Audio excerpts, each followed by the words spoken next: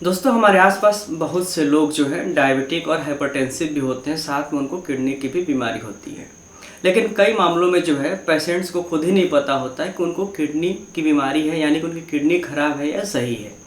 तो ऐसे में अगर आपको पता करना है कि आपकी किडनी सही से काम कर रही है या नहीं कर रही है, तो आपको जो है किडनी के सारे फंक्शंस का जो टेस्ट होता है KFT किडनी फंक्शन टेस्ट आपको कराना चाहिए। तो किडनी फंक्शन टेस्ट में वैसे तो बहुत सारी चीज़ें देखी जाती है, लेकिन अगर हम सिर्फ CRF की बात करें तो इसमें 2-3 चीज़ें महत्वपूर्ण होती हैं, वही आपको ध्यान देने की आवश्यकता है। पहला तो है सीरम क्रिएटिनिन। ये काफ़ी इंपॉर्टेंट होता है क्योंकि यही डिपेंड करता है, सीरम क्रिएटिनिन की वैल्यू ही डिपेंड करती है कि आपको CRF है या नहीं है। जो दूसरा होता है ब्लड यूरिया, यह भी इम्पॉर्टेंट है। और तीसरा होता है ब्लड यूरिया नाइट्रोजन। और इसके बाद जो है हम लोग यूरिन का टेस्ट करते हैं, जिसमें आपको पता चल जाता है कि एल्बुमिन का लॉस कितना हो रहा है, कितना आपका प्रोटीन लॉस हो रहा है। तो ये 3-4 ऐसे इंपॉर्टेंट जो है टेस्ट है जिससे हम पता कर सकते हैं कि CRF है या नहीं है। अब जो सबसे इम्पॉर्टेंट है इन सब में वो है सीरम क्रिएटिनिन। तो सीरम क्रिएटिनिन जो है क्रिएटिन का ही बाई प्रोडक्ट होता है, क्रिएटिन से ही क्रिएटिनिन बनता है। और जो क्रिएटिनिन बनता है ये किडनी के थ्रू फिल्टर होकर बाहर निकल जाता है पेशाब के माध्यम से। लेकिन जैसे जैसे किडनी की फंक्शंस में कमी आती है, यानी किडनी खराब होने लगती है, तो क्रिएटिनिन पूरी तरह से बाहर नहीं निकल पाता और हमारे ब्लड में इकट्ठा होने लगता है। और यह जब निश्चित मात्रा से ज़्यादा होता है तो उससे पता चलने लगता है कि जो है ये किडनी हमारी ख़राब हो रही है।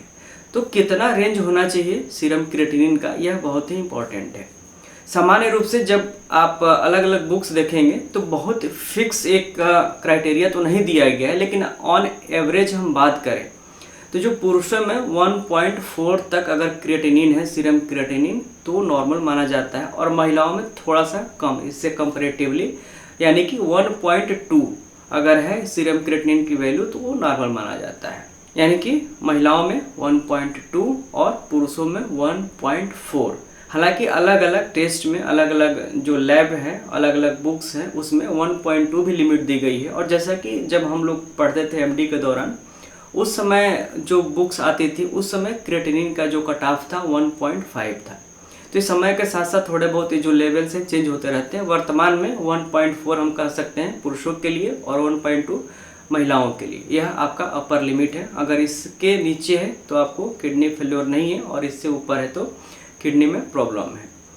तो अगर इसके ऊपर जाता है तो आपको ज़रूर ध्यान देना है। साथ में ब्लड यूरिया पे भी ध्यान देना है, और ब्लड यूरिया नाइट्रोजन, जिसको कि BUN, यह दोनों भी अगर बढ़ रहा है क्रिएटिनिन के साथ साथ, तो निश्चित रूप से आपको जो है किडनी जो है आपकी ख़राब हो रही है और आप CRF में जा रहे हैं। तो इन सभी टेस्ट को आप समय समय पे जरूर करा के इवेल्युएट करते रहें। और अगर आपको डायबिटीज़ है और ब्लड प्रेशर है तब तो आपको ज़रूर ध्यान देना है इन सभी टेस्ट पे। लेकिन अगर आपको ब्लड प्रेशर या शुगर में से कोई भी एक है तो आपको संभावना ज़्यादा है CRF होने की। तो नियमित अंतराल पे 3 से 6 महीने के अंतराल पे अपना सभी टेस्ट कराते रहें। इससे आपको पता चल जाएगा कि आपका किडनी फंक्शंस जो है नॉर्मल है या नहीं है।